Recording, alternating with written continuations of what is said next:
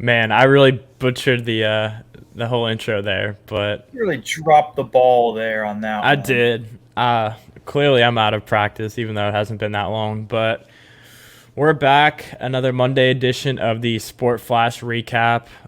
Clack isn't here. He's taking some relaxation, vacation time, so he'll be back next week. But you're stuck with Tyler and I. Tyler, how Yeah, you doing, man? I'm pretty good. Got to take a nap today. That was nice. That's like the highlight of my week normally, besides doing these shows. So, Hey, I mean, when you get a good nap in and talk some sports, it's always a good day. yeah. So you want to start with the Bama sports, or the one Bama sport worth talking about right now? Yeah, Softball. and obviously, like we've said in the past, right now, like we're kind of sprinkling in these like sport flash recap shows, what we're calling them, where we just kind of go around like the world of sports, quote unquote world of sports, and we talk about breaking news and stuff because there's not too much Bama sports going on, and there's not too much NFL stuff going on, so we like to kind of rope it up into one big show. But Yeah. yeah, like you just mentioned, softball, Alabama softball has drawn the sixth seed in the NCAA tournament. Obviously, we talked about last week them losing to Missouri 3-0 and getting the boot from the SEC tournament, but they're in a very favorable little side of the bracket right now. I think they have Chattanooga, which is their first NCAA appearance since 2019. Murray State, this is their second time in the tournament. The only other time they've been in is 2017. And then Stanford finished fourth out of 9 teams in the Pac-12. So not terribly great. And our matchup, the first matchup is Friday. Play Chattanooga, and I feel kind of good about our chances there. I think had we taken care of business, we would have a lot higher of a seed and probably played, some tougher teams. But I kind of like how we are sitting as a 6 seed. Yeah. I don't think it's too bad right now, and like you should win your regional. Hopefully, that's like why it's the Tuscaloosa regional, right? Mm-hmm. But um, yeah, I don't know. I think Stanford probably worries me the most of the teams. Murray State has a better record, but at the same time, like Stanford's a Power Five team, and Power Five teams play a little bit harder competition. So if they're like, I mean, they're like 3 games separate them.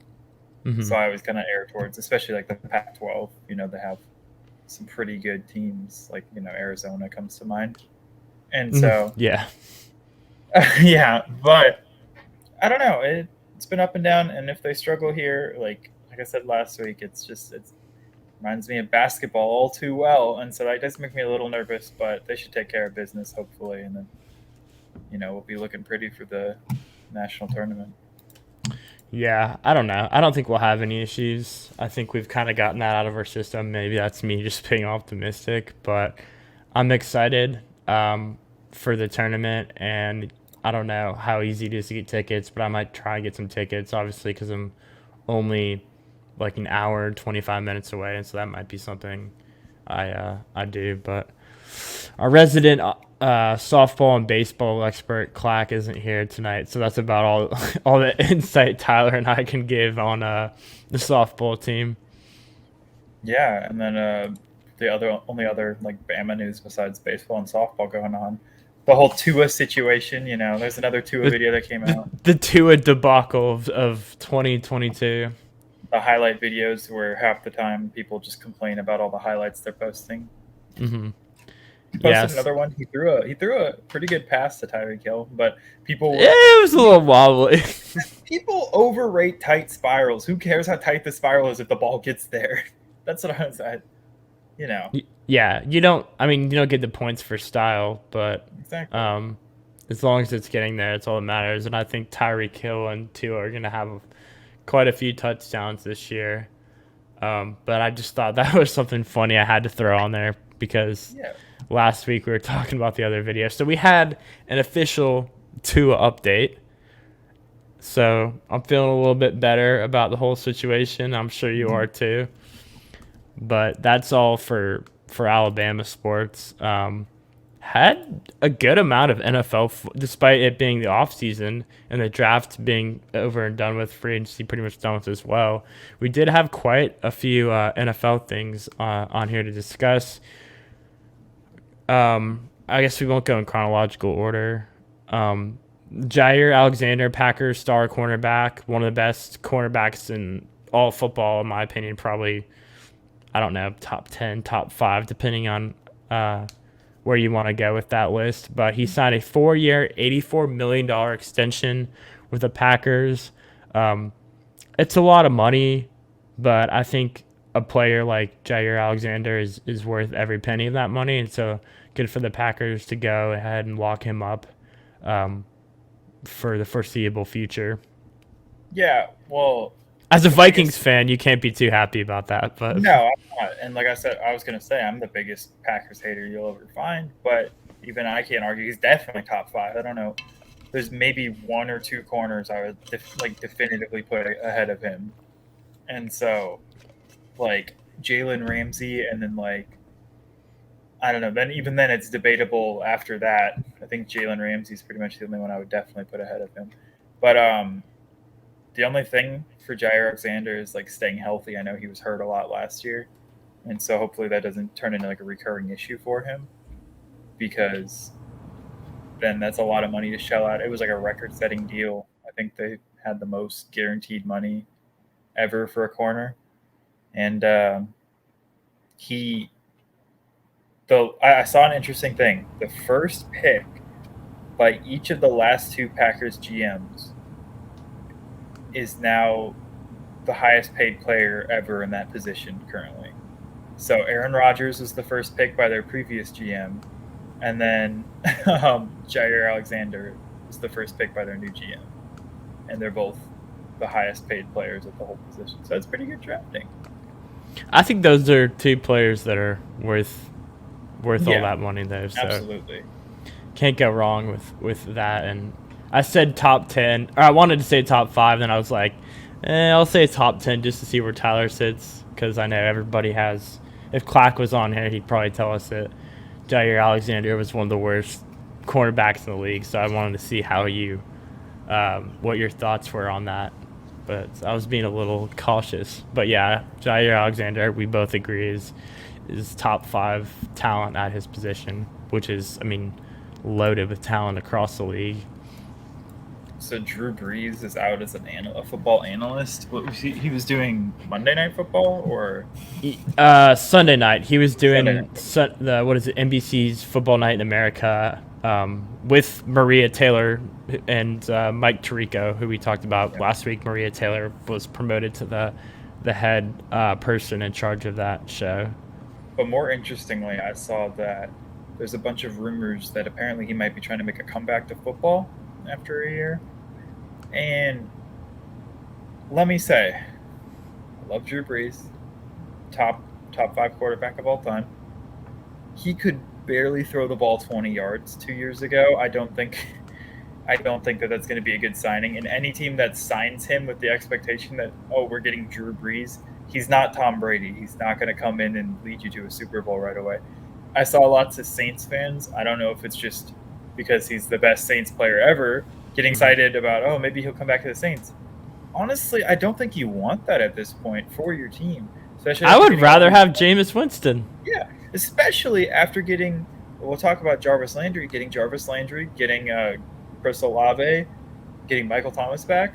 You have all these weapons, and you're taking away a whole, deep passing aspect of your game. So I don't think you would want that. Maybe you want it for nostalgia. Maybe it's one of those things where you just can't say no to Drew Brees because of all he's done for your team. Whatever, I get it.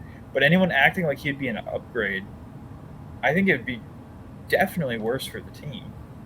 Yeah, and just so we're clear, the official statement from Drew Brees was from his Twitter account.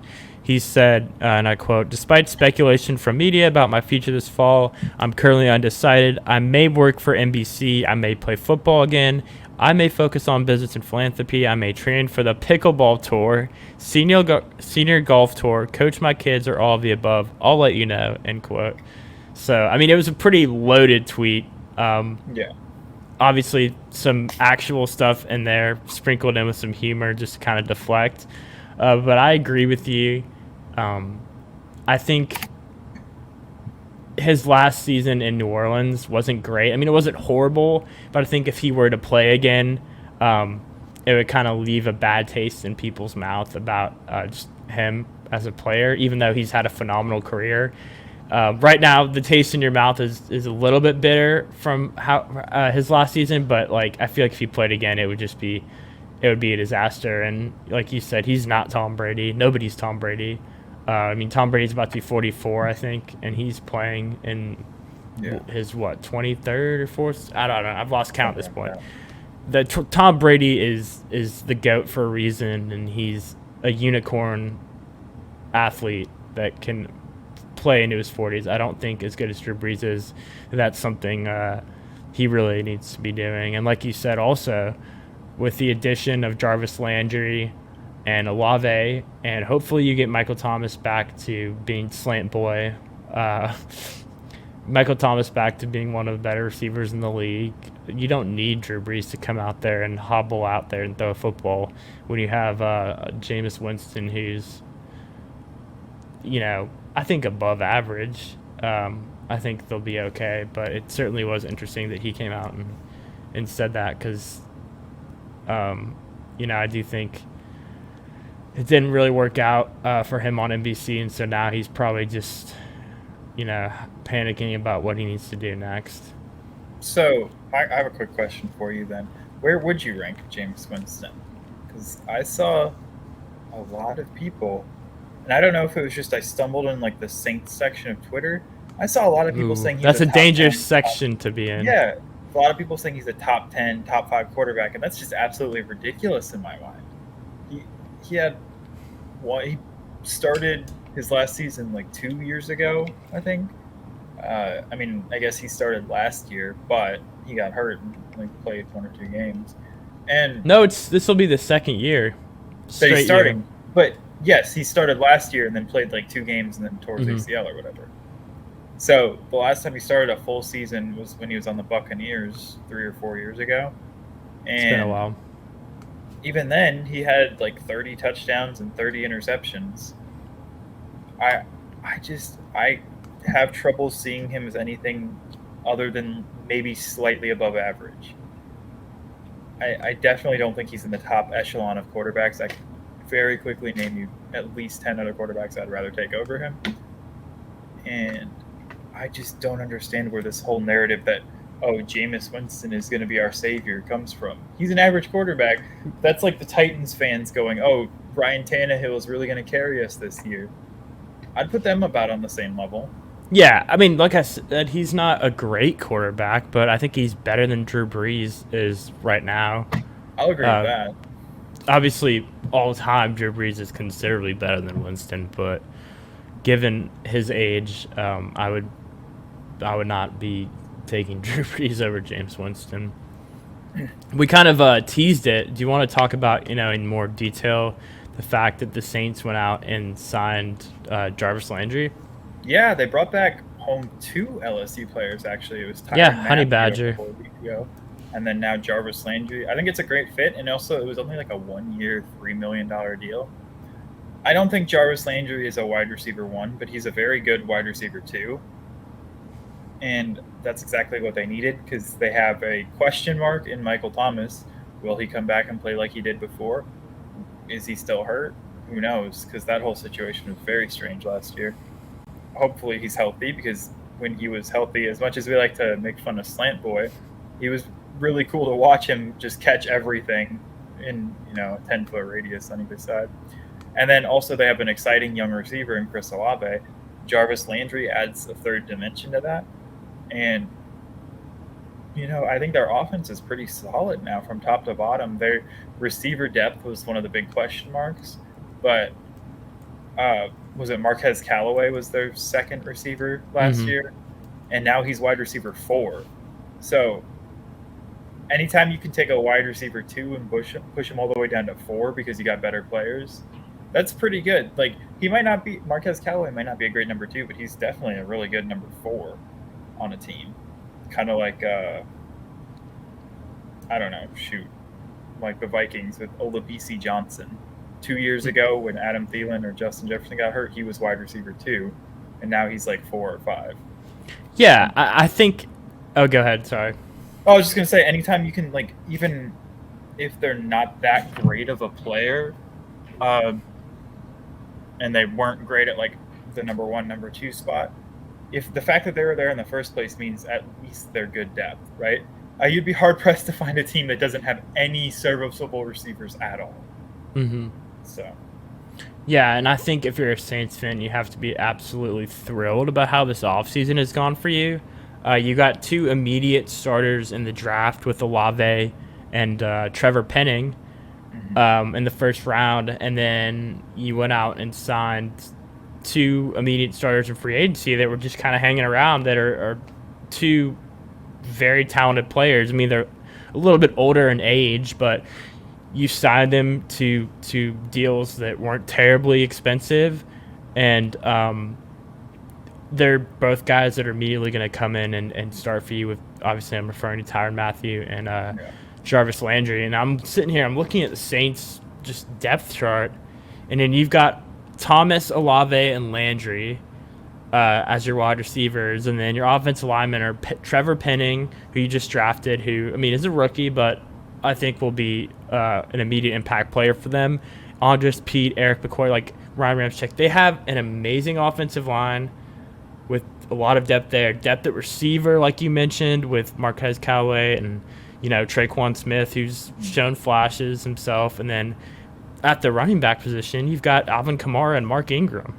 So this is, offensive-wise, a very deep team. And then the defense with, Cameron Jordan and Demario Davis. And, I mean, and they signed Marcus May, right, as well? Yeah, they did. So, I mean, P.J. Williams is your backup free safety, who just Daniel Sorensen they re-signed. Like, as much as, we can joke on Daniel Sorensen, and him and Tyrann Mathieu haven't exactly had the best history together, but if your backup safety is Daniel Sorensen and your backup other safety is P.J. Williams, your backup running back's Mark Ingram, and, I mean, I could just keep going on and on. They're definitely probably one of the more deeper teams in the league. So I think they could be a sleeper team to make a lot of noise this year. The 2 big question marks for me, like I said, are Jameis Winston. How good is he actually going to be with a good cast around him? I think the team goes as far as Jameis can take him, if that makes sense. Mm-hmm. Like, he will make or break the team. I know that's true about most quarterbacks, but he's got to perform. And then also Trevor Penning. I know you said you think he's going to step in and make an immediate impact, but he was a first-round pick on measurables and potential. But I think he could have some growing pains, and I think that could hurt them in the short term. Not in the long term. I think he's going to be fine long term. But I think that he's going to play left tackle, right? One of the hardest, if not the hardest, offensive line positions. It's either that or center. And he needs to work on his technique. He has all the athleticism in the world. One of the most athletic tackles, I think, that's ever been drafted. But how quickly he gets into shape also could really help or hurt the team. If he takes a long time, then that might actually, cause them to struggle. I can tell you all about having bad offensive line and it ruining games for you. So I think those are my 2 big question marks. But other than that, they're really deep from top to bottom, and I think they're going to be a pretty solid team. Yep.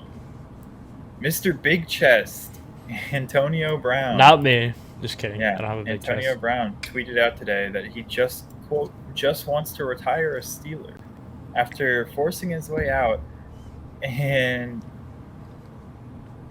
going, not wanting to be a Steeler for so long. He suddenly wants to be a Steeler again.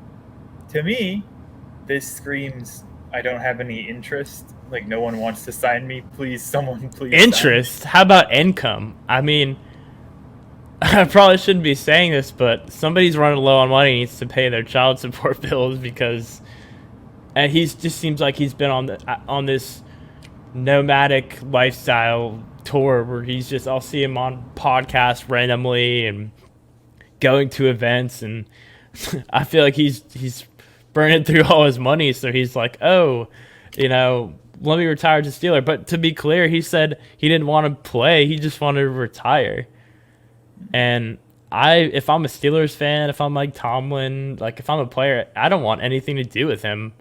I mean, that was an ugly, ugly ending for him in Pittsburgh. And what benefit do you have to have him retire with your organization when he's been, for lack of better words, and just an absolute ass clown? I get it, but at the same time, for 8 or 9 years, he was the best receiver in your franchise's history, and he's still a potential future Hall of Famer. He might have crazied his way out of that, but stat wise, I think he's gonna be right there. So. Yeah, you're right, stat wise, but I just don't think, at least, it's gonna take a long time before people can get over the last really couple years he's had in the league and all the crazy stuff that he's done. It's not even like it's just a couple minor things. Like, this is just an ongoing thing that just doesn't seem to end. It's kind of like last week we were talking about the I.G. Hall situation. People just don't know when to just take a step back and remove themselves and get help, or even just stop talking, really. Right. Yeah, it's a wide receiver thing, the position that has the most personality on the team, and sometimes that personality isn't always a good thing. So Melvin Ingram, last kind of signing I wanted to talk about. I thought that he was really good for the Chargers, and then he signed with the Steelers last year and got released halfway through the season because they weren't playing him enough. Then he went to the Chiefs, and the Chiefs actually he played pretty well for them, and now he's signing with the Dolphins. And I think that's, really solid. The Dolphins are another team that I think have made great improvements from top to bottom. And it's hard to say that this is their year with the Bills being in the same division, but I think that that's going to be a two-way battle with the Bills and the Dolphins this year. I know Mac Jones fans will not like to hear that because I love my boy Mac, but I think the Patriots have more glaring issues than either of these teams. Like, you look at the Dolphins, you look at the Bills. What are the glaring issues that they have? It's kind of hard to I think for both teams, maybe running back, but running back doesn't matter in the NFL. Come on, don't kid yourself. And hey, the Bills drafted James Cook, so there you go. Running back solved. Running back by committee. Yeah, exactly. That's. Honestly, it's a pretty good way to go, especially in the modern NFL. I think running back by committee is just as good, if not better, as long as you have a good scheme, than a workhorse running back. Yeah, I agree. I think that division too, with Tua, Mac, and Zach, and then you have Josh. It's going to be interested to see who's fighting with the Bills for that top spot, because obviously is good, and a lot of those other teams have shown flashes. The Bills are the team to beat, and a lot of people Super Bowl team this year. So I'll be interested to see who can compete to steal that number one spot away, or at least just kind of be up there with the Bills this year. Yeah, they were potentially a Super Bowl team last year. They were a coin flip away from maybe being a Super Bowl team last year. So yeah, for sure. And just talk to bring up the Melvin Ingram thing. I think that's a good signing for the Dolphins. It's not, going to put them over the top or anything, but he did pretty well last year with Kansas City, and I think it's a good signing. It's all about bargain too, like getting players for cheap. Like the Saints got Landry for cheap, and the Dolphins did so with Ingram as well. So value's huge. Yeah, because now they have Ingram and then Jalen Phillips starting opposite of him. So because I remember. I actually don't remember how Jalen Phillips did last year. I never heard that much about him. It's probably because their media was too busy dumping on Tua in Miami. So Tua's teammates were probably happy because it took the attention away from them. I think he did okay, but I'm kind of just 8.5 sacks. It was a rookie. that's really good as a rookie. I think Chase Young had like 10.5 or something, and that's Yeah, and he only started 5 games. So yeah, that's very impressive. Um, as somebody who was taken like in the late first round, and I'm comparing him to my team's generational edge rusher that was taken second overall. I think it's kind of well, crazy when you compare the two. I would argue though that Jalen Phillips was taken. He was taken 18th overall. I think that he's only taken that high because of all the injury issues. He's like one bad concussion away from maybe never playing football again. Mm-hmm. So, but as in terms of talent, he was a top 10, maybe like borderline top 5 guy in pure skill. Just injuries are scary, you know? Mm-hmm. So, um, last thing for football, OTAs are starting soon. I think ours are starting tomorrow, maybe. I know we just had our mandatory rookie camp, but OTAs, optional team activities, basically, most players will attend them and get to kind of bond a little bit, work on the scheme. There's no hitting, there's no actual football going on, so you can't really glean anything from them. But I'm a sucker for stuff like that. I follow training camp, I follow OTAs. To me, it's kind of exciting because you can kind of see where like the roster stands up. Like, for example, this year we have a couple of important roster battles. Is Andrew Booth Jr. going to start as a rookie? Who knows? Is Ed Ingram going to start as a rookie at right guard? Who knows? And kind of following OTAs and training camp is how you get updates on that whole situation. So I always like following those things.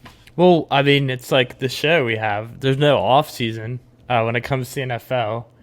You have, the season comes to an end after Super Bowl, and then immediately it's Senior Bowl and draft and all that, and then before you know it, the season, or it's the middle of the summer, and we're talking about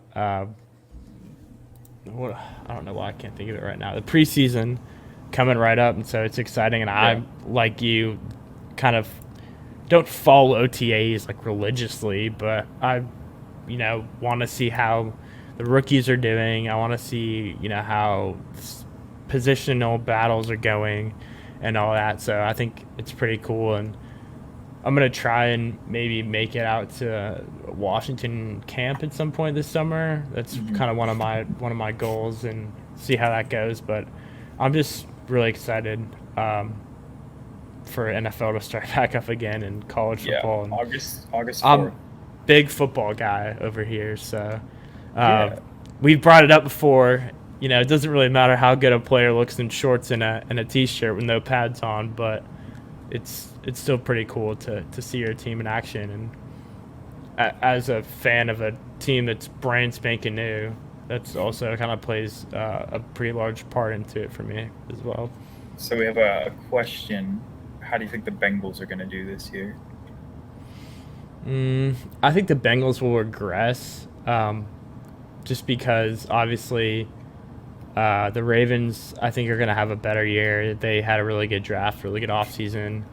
The Browns got Deshaun Watson and Amari Cooper, so that's pretty huge as well. I mean, it's not even a knock on the Bengals. I think that division will be pretty well rounded this year. Even Pittsburgh, I think, with Kenny Pickett / Mitch Trubisky, I think they'll be pretty competitive. I don't know how many games they're going to win, but I think the Bengals will finish. I think the Browns will finish first. I think the Bengals will finish third, maybe get a wild card or something. I think the Ravens are second. But like I said, it's not even a knock on the Bengals. It's just the division got a lot more competitive in the offseason. I agree. I think Burrow, people are very high on Burrow right now, and he's a good quarterback. But I think his ranking overall in the league is kind of getting blown out of proportion due to last year and making it to a Super Bowl.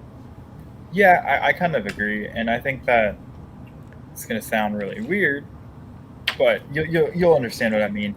I don't think the Bengals were the best team in the AFC last year.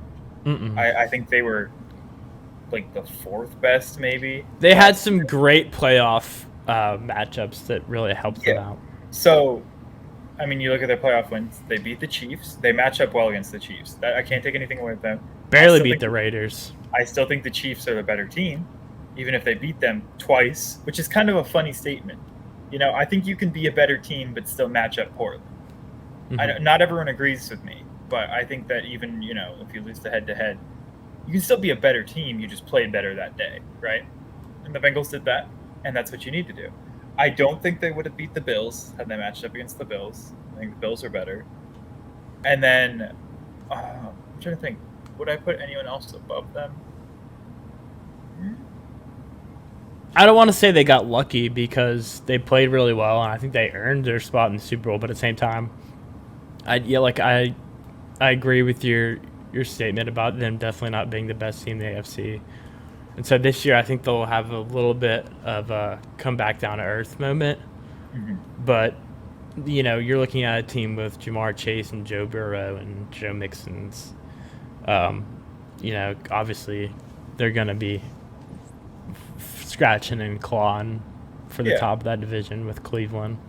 And that is the thing too, is that we're talking about them regressing as if it's bad for a couple 24-year-olds to, not be Super Bowl contenders every time. I think that Patrick Mahomes has poisoned the minds of young football fans because now they see Mahomes compete for a Super Bowl every year and go, or like Tom Brady even. Yeah, well, that's also the norm.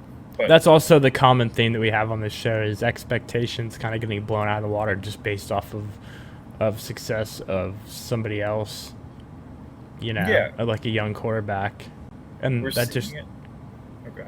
I was going to say that seems to happen a lot, and I don't think it's fair, but I can see why the comparisons are made. Yeah. Well, we're seeing it with football. We're seeing it with basketball now.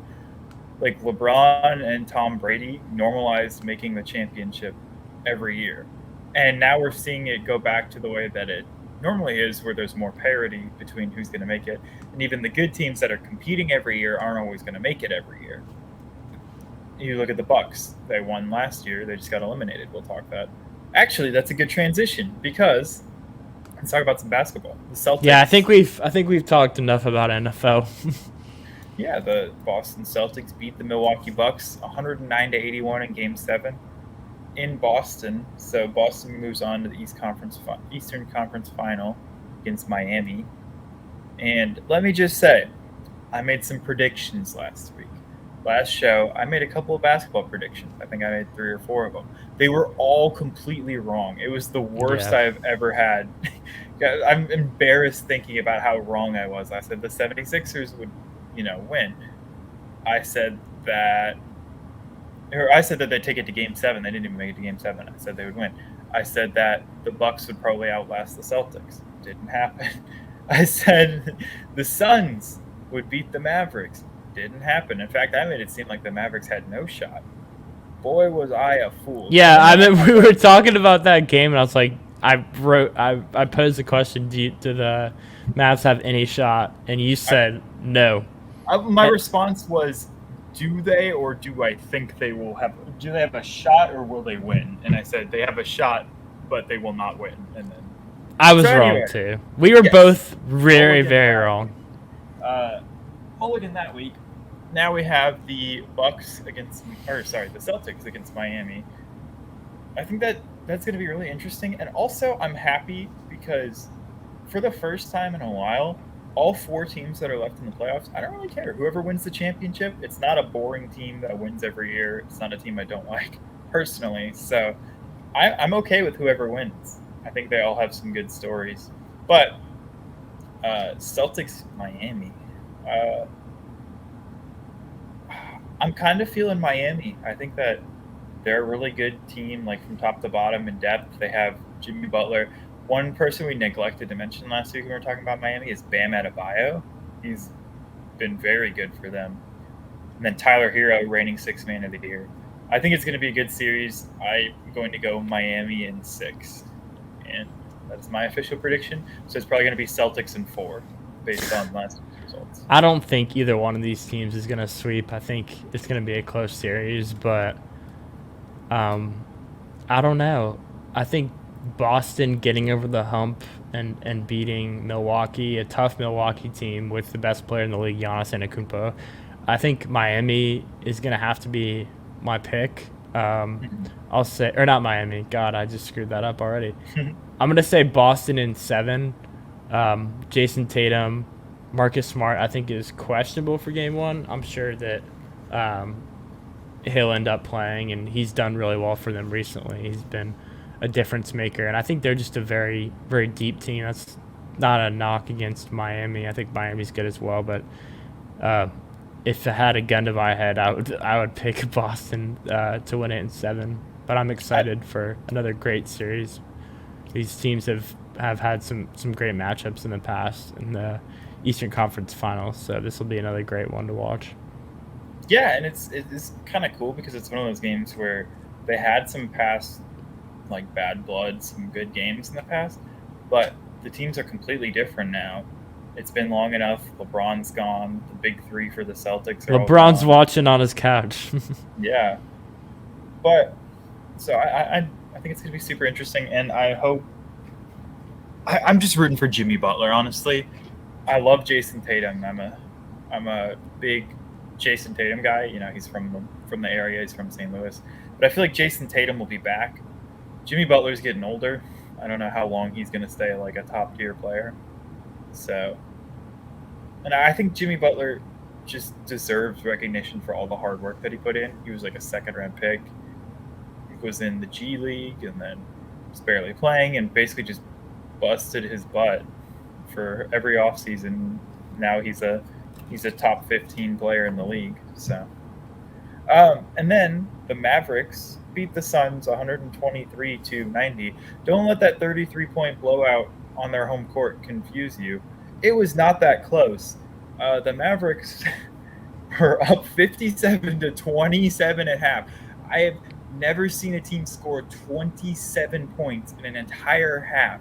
That is like rec league. My rec league team was scoring more points at halftime than that. That's a team with Devin Booker, who's put up 70 before on his own, and Chris Paul and DeAndre Ayton. They got smacked in the mouth. They were down 50 at one point. Not even exaggerating. They were losing by over 50 points at home in Game 7 of an elimination game. That's embarrassing. They lost to a doughy guy who eats McDoubles and drinks vodka. I mean, I don't know if you saw those tweets, but yeah, people were coming up with the most creative ways to just meme the Arizona or the Phoenix Suns, excuse me, and all of it. Obviously, I'm referring to Luka Doncic, who had an amazing series. Yeah, Luka at half or before the half ended had got to 30 points before the Suns. He got to 30 points. Yeah, he had more points than the Suns. Yeah, he got to 30 before the entire Suns did. So, and what a scrub. It took him till quarter 3 to get to 30. It took the Suns till quarter 3 to get to 30 as well. I think he's Luka already. We talked about him last week and how great he is, but making it to the Western Conference Finals and at his age and all that he's done in the playoffs this year and just the season overall, it's been huge. I mean, you can't really argue against him being a top 5 player in the NBA right now. No, and it's crazy because he's so young. He's like 22 years old, I think. Maybe. Yeah, I mean, he just turned 23. Tyler and I are around that age, and we're sitting here talking about him, and he's out there putting in work, making us look bad. Yeah, exactly. Jason Tatum's young too. I mean, a lot of young stars in this league, and they're not sitting here talking about sports like us. DeAndre Ayton too was a free agent after this year, and apparently the Suns didn't want to max him, so he's gone. He doesn't deserve the max. Well, I don't know about that. I think that I don't think he's a bad player, but I think he's been. I mean, not as advertised as he was the 2nd pick, right, or the 3rd pick in the draft. He was the 1st pick. He was the 1st pick. At the time, that's draft. Okay. If he wasn't in the same draft as Luka and Trae Young, he would be looked at in a much better light. But the Suns picked him. He can't, you can't fault the guy for getting picked number 1, I don't think. But also, when you have 2 super high impact players like that, and you're a center who's putting up good numbers, but you're not going to be taken over the game as a center like that for the most part. At least not the style of center he is. He's not He like a needs, takeover guy. yeah. I mean, I know he's being like physical and big and bulky isn't really his game as a center, but I think he could benefit immensely from maybe adding some more weight, I guess, onto his frame. Well, like defense and being a big guy are some of the things that he excels at. He's too passive sometimes, in my opinion. But I yeah, agree completely. he's gone. And my whole thing I was gonna say about DeAndre Ayton is, unfortunately, that's just the sports, like the way that sports are nowadays. You have to offer max contracts to young players with like potential, or because they're going to get a max contract from somewhere. If you want him, you will have to max him. Maybe he's not worth it, but you look at like Tobias Harris got a max contract. He's probably better than Tobias Harris. So it's just the way it works. If you want to lure a star, you got to give him a max, and he's going to get the max from somewhere. I don't know where.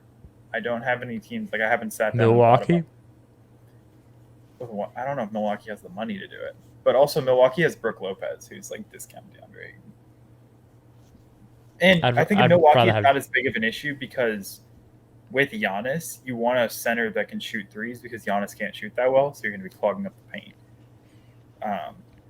I think Milwaukee, not to get too far off topic, they didn't have Chris Middleton, and that hurt them for sure. But I think they still need to add like a Robin to Giannis's Batman this offseason. I don't know who that could be. Be really cool if they got like Bradley Beal or something. I was gonna say Bradley Beal, funnily enough. And I love Bradley Beal, as a Wizards fan, but I'm pretty sure he's gonna leave. I don't blame him for leaving. And I love the Bucks and I love Giannis, so that's kind of like a perfect fit in my mind as a fan.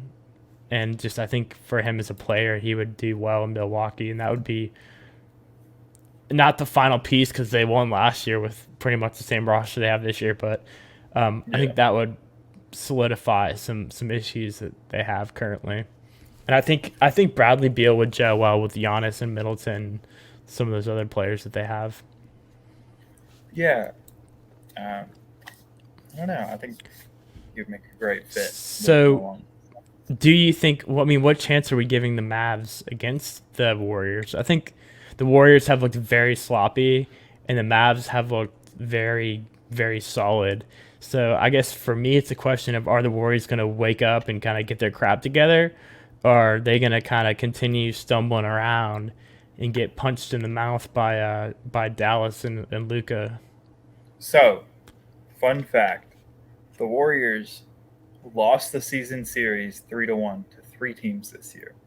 Okay? They lost the season series to the Denver Nuggets 3-1. They lost the season series to the Memphis Grizzlies 3-1. They lost the season series to the Dallas Mavericks 3-1. That being said, Warriors in 4, baby. Let's go. Bring out the brooms.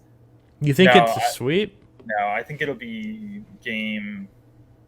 I think the Mavericks take 1 game. I think it's 4-1. I really do. I think the Warriors are going to start trying. I think that they're in the Western Conference Finals. You can't afford to screw around, for lack of a better term, like they have been. And I think that Luka's going to have a game or two. There's going to be a game or two where he single-handedly wills them to win. So, well, Luka's gonna get his. He's a top 5 player in the league. What you gotta do is stop like Spencer Dinwiddie from getting 30 points like he had last game, or Jalen Brunson from getting 25. Maybe he gets 15 or 16. You can't stop Luka. Luka's just a dominant force, but you have to stop some of these other guys. And then Steph Curry hasn't shot the 3 ball well. Klay Thompson has been kind of shaky as well. He had a great last game, so that's a positive for them, but they got to wake up. I think the Suns were just overvalued, overseeded. I could kind of see that, but at the same time, I was listening to kind of what the media said. I was like, oh, okay. They still have a lot of talent. They have CP3 and these guys, so it made sense to me. But now looking back on it, I'm like, yeah, they never really should have been ranked that high and are a bit of a soft team. I think the Warriors are a different story. Obviously, they have just absolutely dominated basketball over the last like decade, and I don't think they're gonna overlook Dallas like the Suns overlooked. But then again, the Warriors overlooked Memphis, and Memphis made it real close for them. But I think Steve Kerr will have those guys dialed in and ready to go for the Western Conference semifinals. So let me pose two things real quick, or let me make 2 points. I forgot my second point, so it might just be one unless I think of it. But point one was that the Warriors were the 3 seed in the West, correct? But before injuries, they were on pace to be the 1 seed. They had a better record than the Suns. They had a better record than the Nuggets. And then Draymond got hurt, and Steph got hurt, and Clay wasn't playing for the first half of the season. So I think that they were, the best team when they're all playing together and playing healthy, right? And my other my other point, I did think of it. Don't worry, don't fret. Is that Clack said Warriors in 5. That's my official prediction too. Seasons, so. Celtics in 6. Celtics in, I guess he decided on 6. Yeah. So very reasonable takes from somebody who typically has horrible takes. So that's true. But you watched the Mavericks Suns game, right? The Mavericks were hunting Chris Paul on defense. They were running whoever offense on Chris Paul. He's too short. He can't really guard you. Patrick Beverley woke up at 4:40 in the morning to go on live air to trash talk Chris Paul today, talking about how he can't guard anyone. He's too small. He's not quick enough, whatever. And I agree. I don't know why Patrick Beverley is trash talking a first ballot Hall of Famer, but anyway, who are you going to hunt on offense if you're the Mavericks and the Warriors? Steph Curry is the weakest defender because he's the smallest, but he is an above average defender. I think that gets lost in the fact that he's such a good shooter and people just assume, oh, he's small, he's not a great defender. But he's a solid defender. He always has been his career. It's kind of underrated. And he's their worst defender. Then you have Klay Thompson and Draymond Green, arguably the best defenders at their position in the league. You have, depending on who you're starting, I'm just going to roll with the game that they had last time. They have Kevon Looney. Kevon Looney is a solid big man. Maybe you attack him in like a pick and roll and hope he switches, whatever. But that didn't work for Memphis. And then I guess you could have Jonathan Kuminga starting maybe. But for a rookie, he's been a great defender as well. Then you have Andrew Wiggins, who is an above average defender. So I don't think they have that one person that you can just kind of pick on the whole time. Mm. Maybe Jordan Poole when he comes in the game, but even Jordan Poole's been solid at times this year. So yeah, well, having Gary Payton would be huge for this series for the Warriors. If they had Gary Payton, they could match him up on Luka, and it would be more smooth of a run. But I don't think the Warriors have that weak link on defense like the Suns do, and I don't think the Mavericks will be able to exploit them quite as well. So I'm going 4-1 Warriors. And I agree with that. We're running kind of long, so I kind of want to just ask you for your finals predictions. So you had Celtics and Warriors in the finals. Yeah. Who do you think takes it all? I think Golden State. Yeah. I think. How come? Like the points we keep bringing up, they're just so deep. They have so much talent. There's not really a weak link. I think some of these other teams, despite getting this far, do have some weaknesses. I think the Warriors' biggest, enemy right now is themselves and getting in their own heads about how good they are. I think they know they're a solid team and they're the best team, left in the playoffs. It's just about not overlooking and underestimating these other teams. So I think it's going to be the Warriors. I'm also going to go Warriors, and I'll make a bold prediction. Steph Curry, finally, after all these years, gets his finals MVP, the one knock that everyone had on him. You look at the team, Clay was hurt all year. Draymond Green's been hurt off and on. They still win. I think finally, this is the Tom Brady Buccaneers Super Bowl. The Warriors win, right? This is the one where you go, okay, maybe he is that good, and maybe I can't hate on him anymore, right? This is their Bucks Super Bowl. This is Steph Curry's. Okay, Steph Curry is, a top 5 point guard of all time. Like, I was gonna say top 3, but people might get mad at me for that. In terms of impact, he is a top 2 point guard of all time, and I will not be taking further questions. And by that, I just mean, like, basketball is a different game than it was before he entered the league because of him. And one last thing I wanted to bring up too, and it kind of irked me, I was on Twitter, twitter.com. You may have heard of it. Elon Musk owns it now. Crazy world we live in. I know, right? The car guy is like, I'm just gonna buy Twitter. But I was on twitter.com, and I saw a tweet from one Warriors rookie, Jonathan Kuminga, who was celebrating his team's win over the Memphis Grizzlies. One point guard for the Memphis Grizzlies, Ja Morant, responded to that tweet, basically said, "You have to earn your stripes, young blood. Like, don't celebrate yet." But my question is that Ja Morant, he won Rookie of the Year, and he won Most Improved Player this year, and he's like a 1 or 2 time All-Star. Okay? But what stripes has he earned? This is the farthest he's ever been in the playoffs. Like, the team is, I hate Ja Morant. He made the playoffs once. In Jonathan Kuminga's rookie year, he's already advanced farther than Ja Morant has in his 3 years in his career. So, I mean, I'm not saying that Jonathan Kuminga has stripes or anything. He's a rookie who didn't even play a minute in Game 6. Yeah, but it's not like Ja Morant. Like, Ja Morant is talking like he's some Hall of Fame level player. Like, he's some veteran. He won Rookie of the Year, which is cool, and then he won Most Improved Player, which is ridiculous because he already won Rookie of the Year, and there was a couple players that were nobodies that turned into really good players this year. So I don't think he should have even won Most Improved Player. But he hasn't earned anything either. He hasn't proven anything. He's proven that he can put up good stats, but good stats don't get you wins. So I don't know. It's a shame. I love Ja Morant.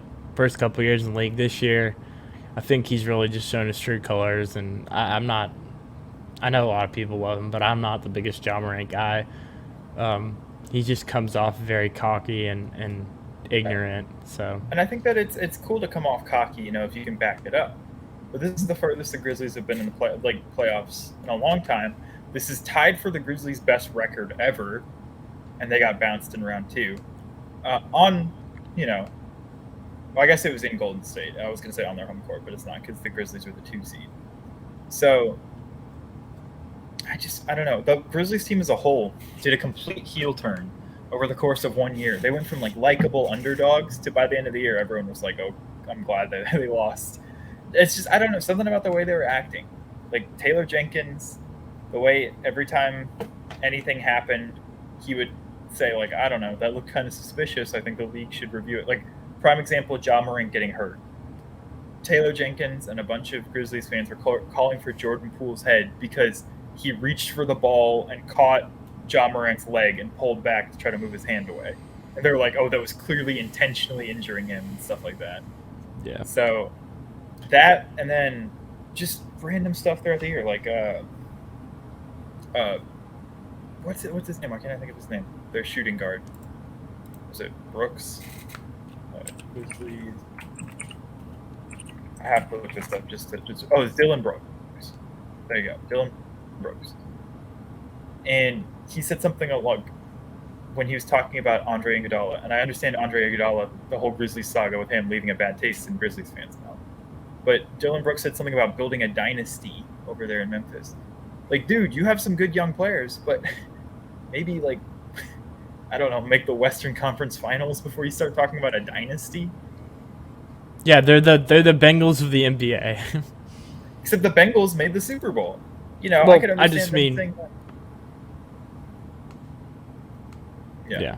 I don't know. Not completely, but I guess real quick, just we'll finish up with NHL and MLB. NHL second round, Lightning versus Panthers.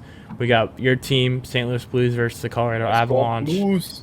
Rangers, Hurricanes, Oilers, Flames. I don't know too much about hockey other than the Capitals, who got bounced by the Panthers. I don't know. I think Lightning are still, the team to beat in my mind. I think the Panthers are overrated. I think the Capitals, had they been more disciplined, could have easily beaten them. Pat Maroon of the Tampa Bay Lightning has now won 14 consecutive playoff series because the Lightning won back-to-back, and he won in St. Louis the year that we won 3 years ago. Mm-hmm. So shout out Pat Maroon. Love him. St. Louis boy.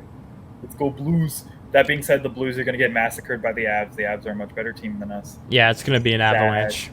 It is going to be an avalanche. It's the Stan Kroenke Bowl, but unfortunately, I think Stan Kroenke is going to come out on victorious, like he always seems to. Rangers Hurricanes. I'm taking the Rangers. I don't know. I like the Rangers. They're cool. Go New York. Start spreading the news. Hard-hitting analysis in my NHL franchise. I was drafted to the Rangers, so I always have a soft spot for them. I don't know, Andre Parnin or whatever. And then the Oilers Flames. I like the Oilers. Go Connor McDavid. He's the best player in the league right now, and he's super fun to watch, and so I'm always going to be rooting for them. Fun fact: the Montreal Canadiens did the Stanley Cup Finals to first overall draft pick speed run. I don't know if you saw that. They were in the Stanley Cup Finals last year, and they got the first draft pick in the draft this year because they were so bad this year. So I don't know how often that happens, but that's pretty interesting. All right, MLB. We're speed running this last. I got my Bryce Harper Nationals jersey on. Bryce Harper. No, obviously not on my team anymore, but one of the cooler jerseys in the league, so I had to rep it here. The Nationals Bloom jerseys are sick. You better get a Bloom jersey. I've been thinking about it, but I'm trying to save some money. But Bryce Harper's been on absolute tear. God, no pun intended there, because right now he's been just DHing for the Phillies because he has a small tear in his UCL and his throwing elbow. Gotcha. Yeah, so that was a terrible joke. No, I didn't know that. I was like, please explain what the pun was. No, that was terrible. I didn't even mean to do that. Maurice Jones-Drew, no pun intended. You remember that? Where he was like, this guy is a very good player, no pun intended. It was like, where was the pun? Anyway.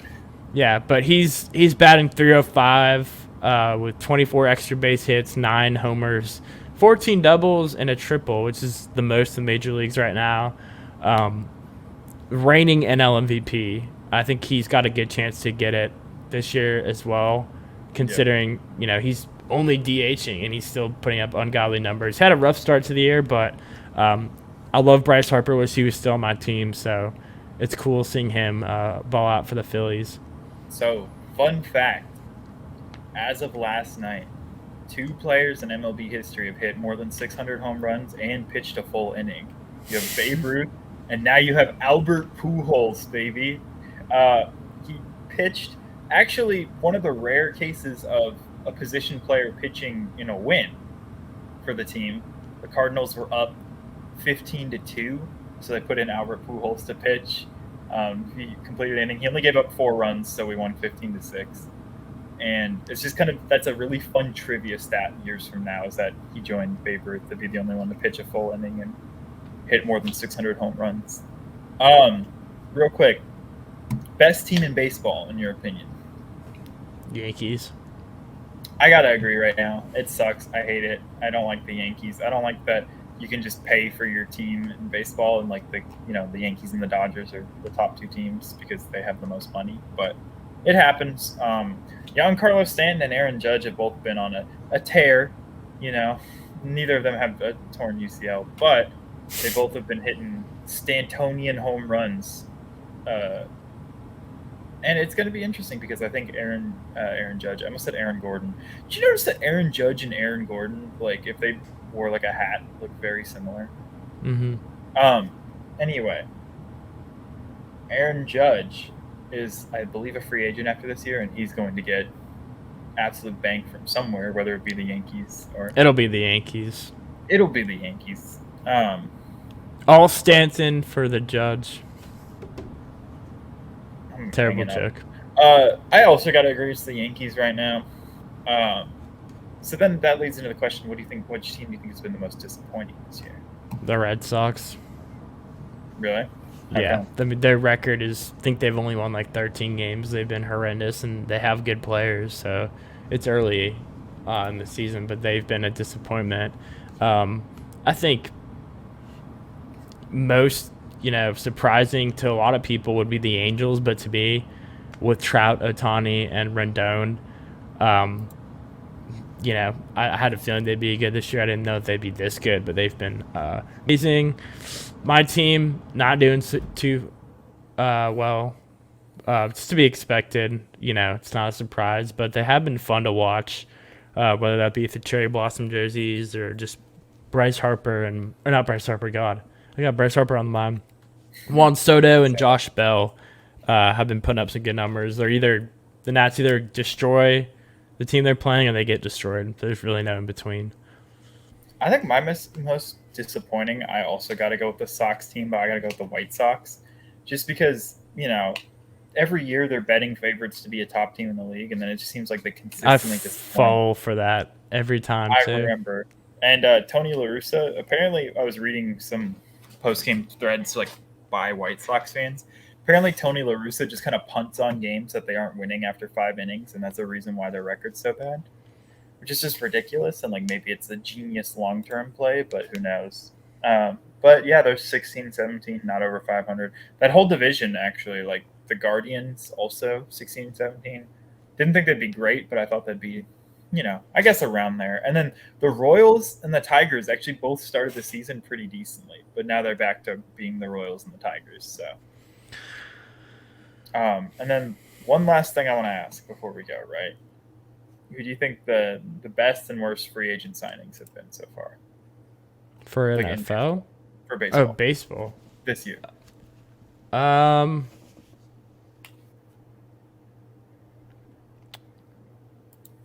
don't know. I don't have like a real definitive answer. I mean, was Syndergaard on the Angels last year?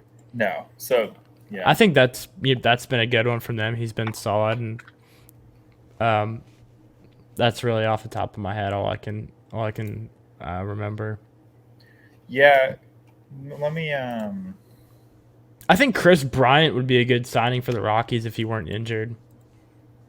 which is Carlos Rodon signed to the Giants, right? That's one. Yeah. As a best signing. Obviously, I think he pitched last night. Didn't do too hot against your St. Louis Cardinals, but that's been a good one for them as well. And there's so many. It's got to be Freddie Freeman, right? I feel like he's hitting 300. He has a OPS of 864, and he has 3 home runs, 36 hits on the season. I mean, anytime you can get a former MVP like that, you got to go Freddie Freeman. And then most disappointing, Marcus Semien. This is the biggest one I wanted to talk about was Marcus Semien. He got an absolute load of money from the Rangers. He's batting 130 or something like that right now this season.